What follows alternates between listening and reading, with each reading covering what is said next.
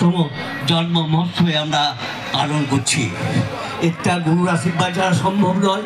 প্রতিটা মানুষের মধ্যে আনন্দ, প্রতিটা মানুষের মধ্যে উৎসব, এ যেন একটা পরম আনন্দ নিতে এসেছি। শুধু নিতে এসেছি না, প্রতিটা মানুষ আজ গানের মাধ্যমে, ভজনের মাধ্যমে, সংকীর্তনের মাধ্যমে আজ পালন করছি ঠাকুরের এই জন্ম মহোৎসব। আজ আমরা, আমাকে বলেছেন যে প্রসঙ্গ যজন যাজন আর ইষ্টভীতির কথা। যজন মানে আমি কতটা ঠাকুরকে জেনেছি, কতটা ঠাকুরকে নিয়ে চলতে পেরেছি, কতটুকু আমি জীবনে আমার তাকে প্রয়োগ করতে পেরেছি, সেটাই যজন। এবং প্রতিটা মানুষের দরজায় দরজায় গিয়ে ঠাকুরের কথা বলতে পারবো, ঠাকুরের আমার দয়ার কথা বলতে পারবো, পরম দয়ালের ভালোবাসার কথা বলতে পারবো, সেটা হচ্ছে যাজন। এরপর ইষ্টভীতি হচ্ছে এক মহাযজ্ঞ, যেখানে ইষ্টভীতি হলো যেখানে আমাদের প্রতিটা মানুষের মনের মধ্যে সাহস যোগায়। একটা প্রতিদিন যদি আমরা সকালবেলায় উঠে আমরা ইষ্টভীতি করি, ঠাকুরকে নিবেদন করে আমরা উঠবো, ঠাকুর আমাদের উপবাস হয়ে থাকেন, ঠাকুর আমাদের হাত পেতে চান, ঠাকুর ভিখারি বেশে আসেন, যা সবই দেওয়া গঙ্গা জলে গঙ্গা পূজার মতো। আমরা ঠাকুরকে কি করি না, দু হাত ভরে অন্তরের সঙ্গে চোখের জল দিয়ে আমরা ঠাকুরকে ইষ্ট নিবেদন করছি, প্রভু আমার যত কিঞ্চিত ইষ্টভীতি তুমি গ্রহণ করো। এই ইষ্টভীতি করলে আমার অকাল মৃত্যু থেকে আমাদের রোধ করা যায়। আমি আমার জীবনে দেখেছি, আমার পাড়ায় সুদাম্য বিজ্ঞান আছেন, উনি সচ্ছলী মানুষ, ভালো মানুষ।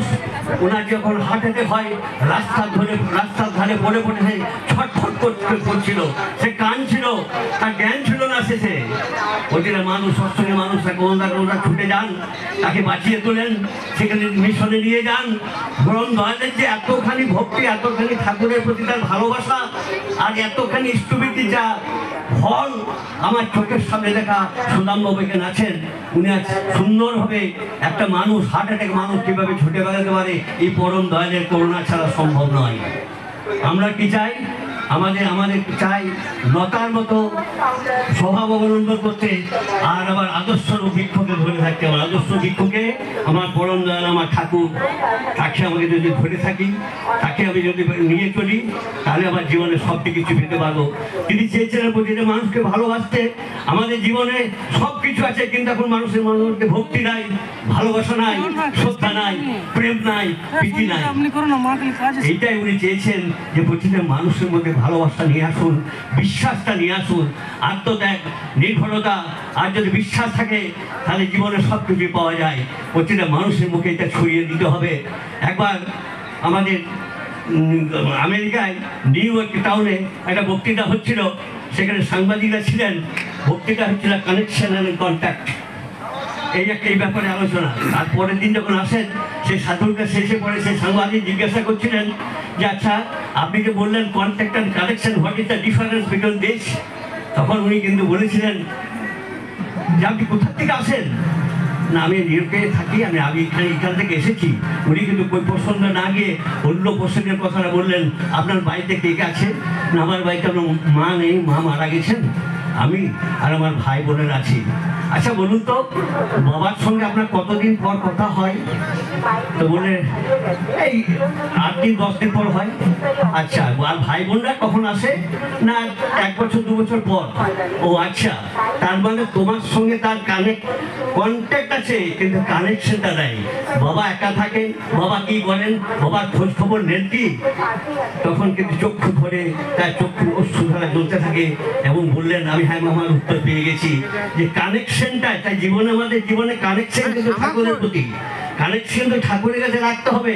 কানেকশন ছাড়া কিছু হতে, কন্ট্যাক্ট নয়, কন্ট্যাক্ট বহু লোকের হয়, কিন্তু যখন কানেকশনের মধ্যে দিয়ে যাবেন তখন কিন্তু আপনি ঠাকুরকে পাবেন, যে আমি ঠাকুরকে কি পেয়েছি, ঠাকুরের কাছে কি আছে। আমরা এত অগণিত মানুষ আজকে ছুটে বেড়াচ্ছি শুধুমাত্র শান্তির জন্য, শুধুমাত্র শান্তি কোথাও নেই। যদি আজ আমাদের দেখুন এই অবাকাণ্ডের কাণ্ড, আজ আমরা বারবার বলছি উই ওয়ান্ট জাস্টিস, কিন্তু আজ যদি আমরা ঠাকুরের সে দীক্ষা নিয়ে থাকি, আমরা ঠাকুরের পথে যদি চলি, তাহলে উই ওয়ান্ট জাস্টিস করতে হবে না। তখন আমরা বলতে হবে যে আমরা ভালোবাসি। এই যে যুবক ছেলেরা, এই যুবক মেয়েরা যা ছুটে বেড়াচ্ছে না, স্কুল কলেজে যদি যান এবং বারবার যদি ঠাকুরের কথা বলেন, বারবার যদি ইষ্টের কথা বলেন, বারবার যদি ইষ্টমুখী করতে পারেন, তাহলে আমি জানি আমাদের জীবনে আর আমাদের ভারতবর্ষে সেই চিন্তা আসবে না, আবার কিন্তু সেই শান্তি ঘুরে আসবে। সেই কথাটা বলা হয় ভারত আমার জগৎসভায় শ্রেষ্ঠ আসন হবে। রবীন্দ্রনাথ কথা আছে, যারা তোমার বিষাইছে বায়ু নিবাইছে তোমার লোক, তাদেরকে তুমি ক্ষমা করিয়াছ, তাদের কি বেশি তো ভালো? সত্যি তো দাদারা, এই যে এত খারাপ যুগ এসেছে, ঠাকুর বলছেন এমন একটা দিন আসবে এই মানুষের ভূমিকম্প থেকে আরো বেশি দুর্দিন। আমি ঠাকুরকে জিজ্ঞেস করি, ঠাকুর আপনি কি চান? বলছে আমি কিছু চাই না তোদের কাছে, আমি শুধু চাই তোরা সুখে থাক, তোরা আনন্দে থাক, তোরা ভালো থাক, সেটাই আমার চাওয়া। এবং সেই চাওয়াটা হলে আমার জীবনে আমার সার্থক, তবেই আমি তোদের ঠাকুর। আর আমি জানি যে আমি তোদের কেউ নই না, আমি তোদের সব, কিন্তু তোরা আমার কতটা আমি জানি না। আমি কিন্তু তোদের সব, আমি তোদের আপনজন। একটা কথা বলি, আমার ঠাকুর আমাকে যে আশা, আমার ঠাকুর আমাকে যে ভরসা, ঠাকুর আমাকে যে ভালোবাসা, একটা গল্পের মাধ্যমে আমরা বোঝাবার চেষ্টা করি। একটা প্রত্যন্ত গ্রামে একজন মা আর একটা ছোট্ট ছেলে থাকতো। বাবা ছেলেটা মারা গেছেন গরিব। সন্ধ্যেবেলায় তখন কোনো বিজলি ছিল না, সেখানে গিয়ে মা বলছে, বাবা তুই বাড়িতে থাক না, আমি সামান্য একটু চিনি দিয়ে আসি আর মুসুরির ডাল, সকালে চা করবো। বলে মা আমি এই ঘরটার মধ্যে একা ঘরটার মধ্যে আমি তো থাকতে পারবো না মা, তো এক কাজ করি না, আমি একটা মোমবাতি জ্বালিয়ে দিই। বলছে মা একটা কোণে যদি একটা মোমবাতি জ্বালিয়ে দাও মা, তাহলে তুই নিভে যাবে, আমি তো ভয় পাবো, আপনি বাচ্চা ছেলে ভূত আসবে। তো বলছে তাহলে 4 কোণে 4টে মোমবাতি জ্বালিয়ে দাও। 4 কোণে 4টে মোমবাতি জ্বালিয়ে দেওয়ার পরে বলছি বাবা তুই থাকতে পারবি তো? বলে হ্যাঁ বাইরে পারবো, আমি তুই ঠাকুর নাম করো আমি পারবো।